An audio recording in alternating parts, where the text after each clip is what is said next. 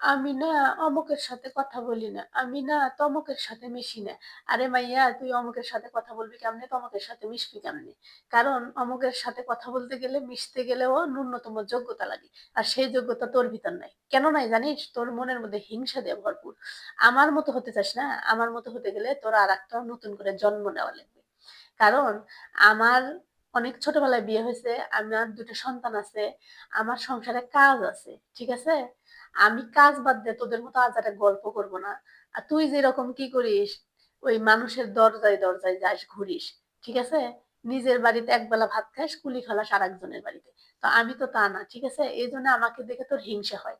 আমি যে তোদের সাথে মিশি না, তোদের সাথে যাব না। আমি সব মানুষের সাথে তো মিশবো না। সব জায়গায় তো আমি যাব না। ঠিক আছে? এজন্য আমারে দেখে তোর হিংসা হয়। তো কাজেই বলব যে এই হিংসাগুলো মনের থেকে বাদ দে। ভালো সৎ পথে চল। সৎভাবে জীবনযাপন কর। তাতে আল্লাহও তোর মঙ্গল করবে। সবাই তোকে ভালো বলবে। ঠিক আছে? আর তুই যে বিহেভিয়ার করিস, তোর তো সবকিছু আমি দেখি। আমাকে দেখে কেন হিংসা করিস? কেন কথা বলিস না জানিস? ওই যে বলে না যে চোর পুলিশ খেলা? মানে চোরের মন পুলিশ, পুলিশ। চোর যখন পুলিশকে দেখে তখন সে ভয় পায়। ভাবে আমাকে এই বুঝি ধরলো। কারণ আমার কুকীর্তি তো জানে। তো তোর হলো সেই ব্যাপার। তা আমার তো তোর মতো মানুষের বাড়ি, বাড়ি বেড়ানোর ইচ্ছা নাই। আর তোর মতো কুটনামি নিয়ে আমি থাকি না। ঠিক আছে?